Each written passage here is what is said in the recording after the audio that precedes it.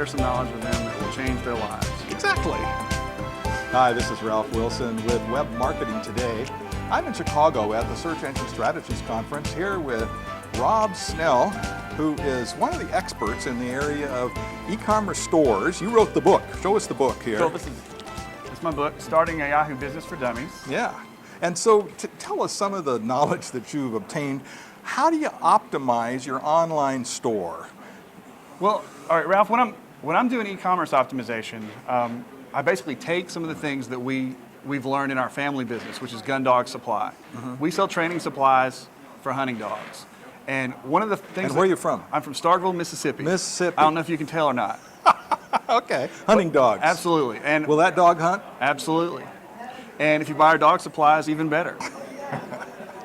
The thing that I noticed though is that there are like two kinds of people that are selling online. There are these huge stores like Amazon that sell everything to everybody.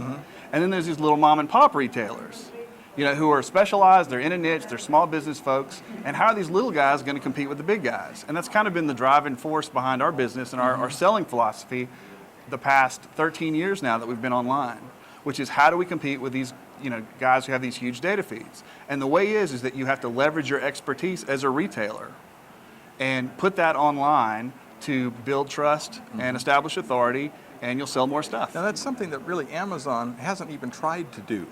They've sometimes grouped products a little bit, but they really haven't used expertise. How do you do this to build trust? Well, the first thing is when somebody comes to gundogsupply.com for the first time, they don't know us. So you have to establish that my brother is a dog training supplies expert. So you have to establish authority.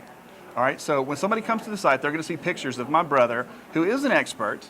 It's going to say that he's a dog training supplies expert, and it's going to show him training his dogs with the supplies that we use all over the site. I mean, Steve's got 16 dogs. So this answers the first question that anybody has when they come to a new site is, do these people know what they're talking about? Right. And hopefully, through the presentation on Gun Dog Supply, people can actually see that Steve has been doing this since he was a little kid. I mean, we've been in the business since 1972. My brother and I both grew up in the business. But there are pictures of him on the website, you know, hunting with his 16 dogs. He has 16 dogs. Does he hunt with them all at once? No, not at all at once. Good. But he has a big trailer. He has a big trailer. He takes them out to Texas. And so what we do is we create content. I go out to Texas. I take pictures of him hunting with the dogs, him working with the dogs, him cleaning the dogs. And we put those on the website where it makes sense as far as like in product reviews and in buyer's guides that we write. And that brings me to my second point. Okay. All right, which is once somebody comes to your website and they go, okay, well, this is Steve and he's an expert, then I think you need to tell them what to buy. We have 2,500 different types of products on our website. We sell dog tracking collars and dog training collars. And each one of those categories has hundreds of combinations. Right. So if you're looking to track, you know, your pet, or like you go outside, you take your dog to the park or something like that, and you want to track that dog, you're going to need a different product than somebody who's got a big running field trial bird dog. So how do you tell them what to buy? So we write buyer's guides. Take an editorial position. Tell folks what to buy. But doesn't this make your suppliers kind of mad? Absolutely.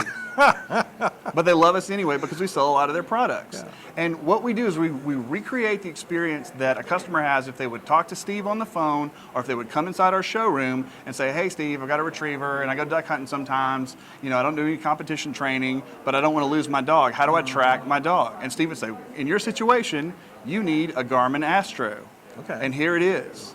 Now I noticed that Google does this through reviews a little bit, but they don't really have an expert that helps sort stuff for them. And it's difficult to tell on Google who is an expert and who isn't an expert. And I like customer reviews. We have them all over Gun Dog Supply. But my experience has been that when you're looking at a review by a customer, I mean, is this person somebody who bought this product as a gift?